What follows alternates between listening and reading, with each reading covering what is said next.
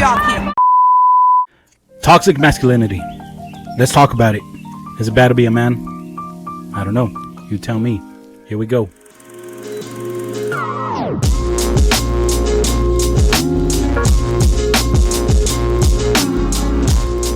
Hey, what's up, guys? Welcome to another episode of Let 'em Bacon Podcast. So I'm going to get right to it.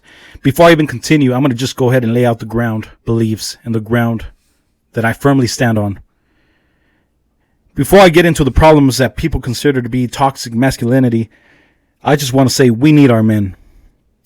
And if you're a man right now and you're listening to this and you're where you feel what I feel and you understand what I'm trying to say, you're going through hard times, this modern era where being a man is being demonized. I just want to say I appreciate you and don't give up. Do not give up. We need more men that are courageous. We need men that are strong. We need men that are willing to stand up and fight for beliefs, not cater to this new narrative, to this new movement where being a man is bad. I need men to stand firm and be men of God, heads of the family, leaders that will guide their family into a good path. Men that are capable of violence, but control it. Men that are capable of doing the most crazy, dangerous things if it's needed of them. We need men to be able to say no and not back down. Men that are going to be like, that's not the way it is, and stand firm. It doesn't matter if you get canceled. It doesn't matter if they push you to be a misogynist, controlling, whatever the case may be they want to label you. Don't allow that. Do not allow that. Because there's a difference between being a strong man, a caring man, a leader of your household, and simply being labeled a misogynist or a controlling person because you put boundaries. And this is across the board. I'm not even talking about the family structure. I'm talking at work. I'm talking in the military, as a police officer, in your profession as a construction worker. You need to be somebody that's strong, capable, courageous, and stand your ground, make decisions on the fly, and not second guess yourself, and be a leader. If they consider you a toxic masculine man because you are firm in your beliefs, and if they consider you to be a toxic man because you believe in God, and you believe in right and wrong, and you stand firm on convictions and virtues, then guess what? I guess you're a toxic man. It is what it is. Bang. Whereas, like, roll back the clock 40 years ago, if you were searching for, man's search for meaning, you would dive into the pages of a book and have to concentrate. Or you would go, somewhere to a church or to, you would interact with people in physical space. You don't do that. You scroll through Instagram, you're looking at, six packs and titties, and you're like, well, this is fucking awesome. This is how I'm going to live my life. And you think that, a new Submariner is going to make your life better. It's not. If they see you as being bad because, again, you're the head of a household, you demand certain level of things. There's expectations, right? Just like there's expectations of you being a provider and a protector, and caring for your spouse and loving her with all your strength and all your might, and you respect her, but you demand the same thing from your spouse. If they consider that misogyny, then oh well. If they consider that to be toxic masculinity, oh well. See, we have a problem these days. We have a problem with this new feminist movement, and I'm going to go ahead and call a spade a spade. There is a problem. There's a problem with the feminist movement because they are ruining themselves. Some people who would consider themselves heavy feminists, and they are constantly dogging on men, and they openly say, I hate men. They want to call men toxic, and they're trying to be equal to men. And then so they're destroying the women's sports. You could dominate every woman's sport. They're destroying everything that it is to be a woman, labeling a man as Woman of the Year. But I'm going to not go into that subject because that's another subject. You see, men are struggling these days. We're struggling because we are being forced to change in a way that's not productive. There's a lot of single women nowadays because they've been fed this narrative that they're equal to or stronger than men.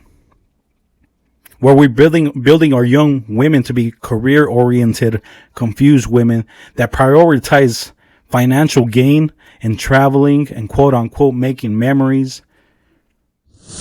Are men in such crisis? I mean, the stats are like only 40% go to college. So they're losing out to women there in a big way. And women with degrees don't marry men who don't have degrees. So...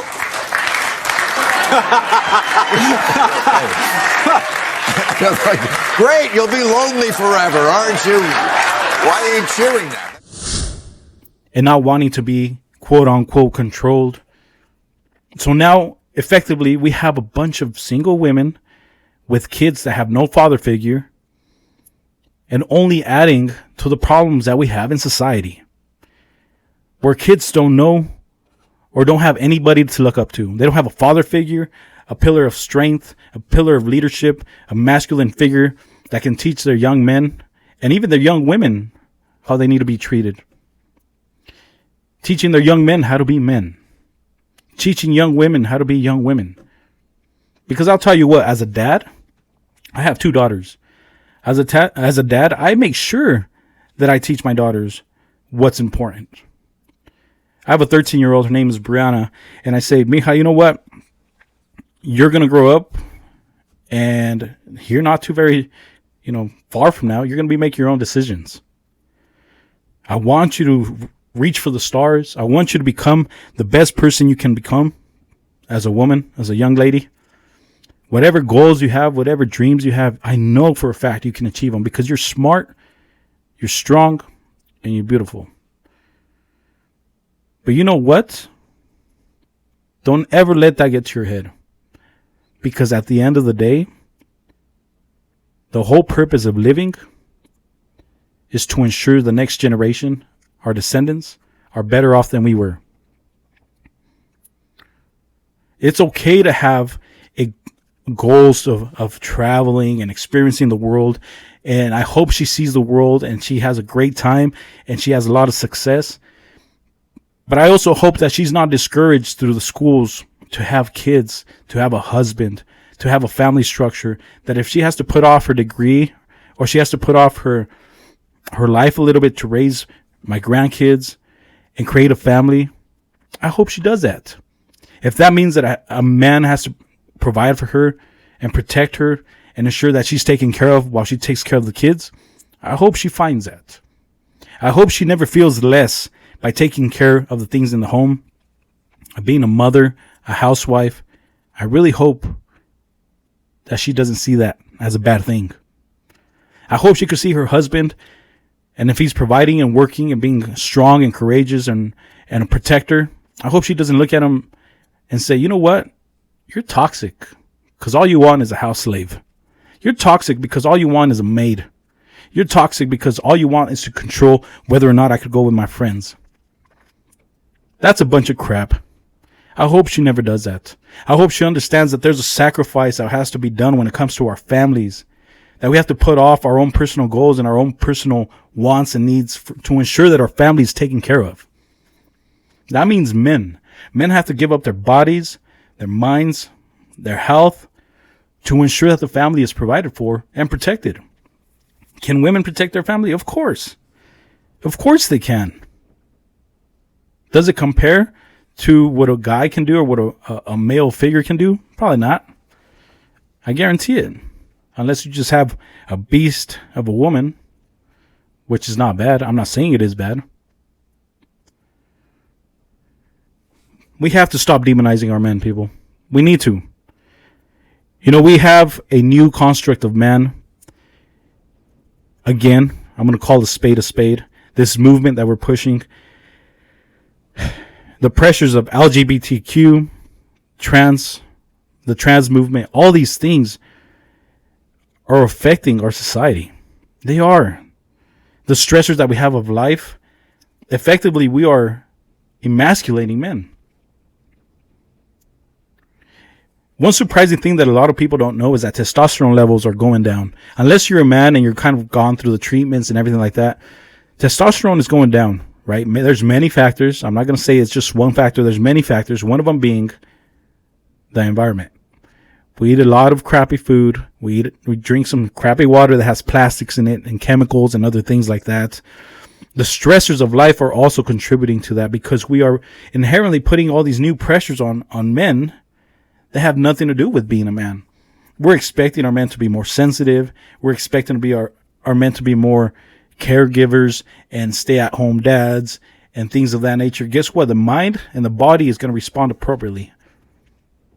It's going to respond. When you have the stressors that are not related with keeping the family safe and being a person that's footed in your masculine energy, the opposite's going to happen. The opposite's going to happen, period. You know, to be a masculine man is not just, like I said, laying your foot down, where I did mention that earlier today, you know, standing firm and this is what it is. No, I'm not saying you have to be like, I'm the final word, that's it. No, what I'm saying is you need to be strong in your decision making. You need to be able to make the hard decisions, not put your foot down and be like, whatever I say goes and that's it. No, that's not what I'm talking about. You know, when a man is of faith, then you can put order in your house. You say, hey, we're going to sit at the dinner table. We're going to eat as a family. Put the phones away. We're going to sit down and talk. You're going to wake up in the morning. Hey, you're going to do your bed. Do your bed. You tell your kids, do your bed. Clean up your toys. Then we're going to go outside. We're going to clean up the yard. You make sure you clean up your room. I want you to have your clothes ready for tomorrow. We're going to church. Now, when you go to church, you're a man of faith. You're right up there in front, ensuring that you greet people, you talk to people, you encourage people. You're a pillar of strength, an example to others, a builder-upper per se. That's what being masculine is. Having your home in order, having your kids in order, having everything around you in order, ensuring that you're always striving for the best. Being a lover to your wife, being a caring person to your wife. That's what it means to be a man.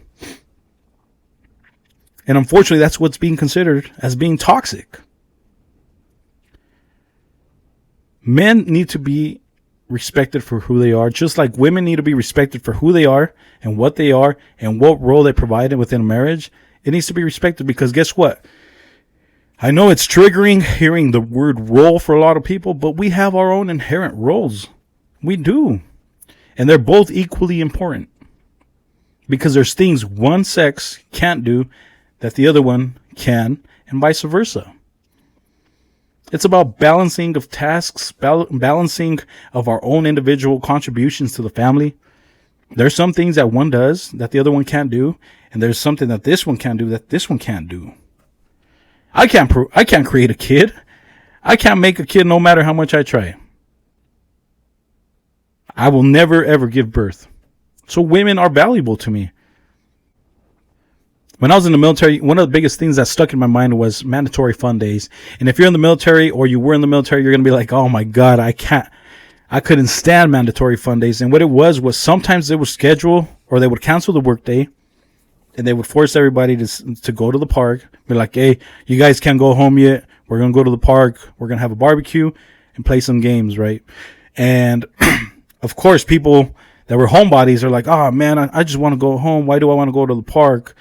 I hate mandatory fun days. But in the end, it was mandatory, so we would go, right? And in these mandatory fun days, the best memories were made because you were with your brothers and your sisters, and you were involved in that tribe, that brotherhood, where you guys are being competitive, you're working together, you're building community, you're communicating, you're exchanging competition within the group and becoming better for it, and building memories, unit cohesion.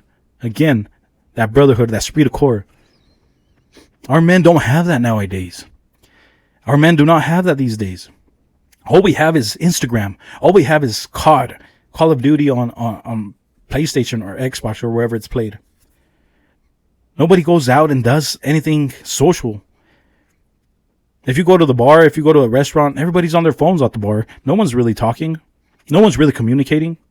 If you go to the gym, they're on their headphones listening to music. They're not even talking amongst themselves. Hey, bro, let me help you out. Or can I get on that with you and start talking? No, everybody's stuck in their own little world. So for this toxic masculinity, guys, don't let society change you. There's nothing toxic about being a strong, devoted person of virtue that's a leader in the household, a leader in the workplace. You guys keep going.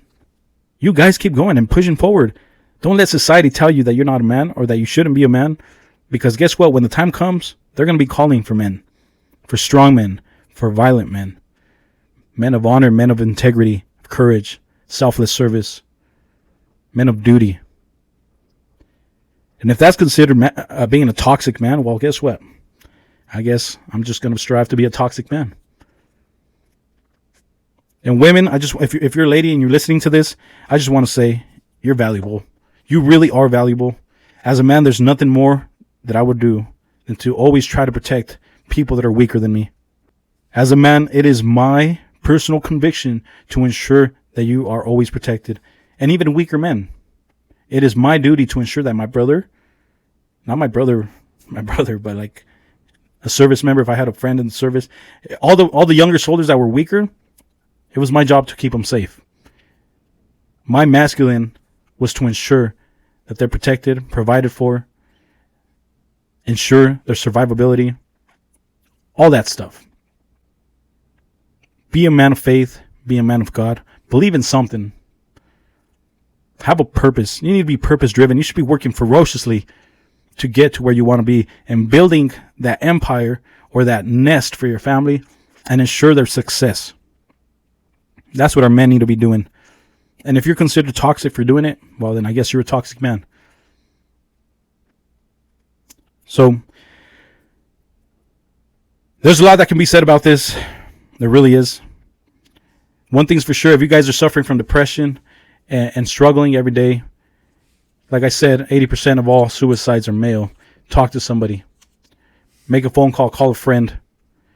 I know society makes it hard on you to exist as a man, and they deem you weak for reaching out. You're not.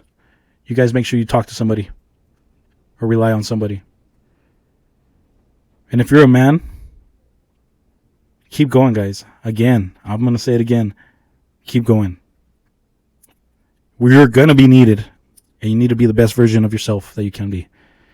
I appreciate it, guys. This is Let 'em Bacon Podcast. Make sure you subscribe. YouTube channel. Follow me on Instagram also. You could also follow me on TikTok, Let 'em Bacon. I appreciate it. Stay toxic. Stay a toxic masculine man. All right, guys. Appreciate it. Take care.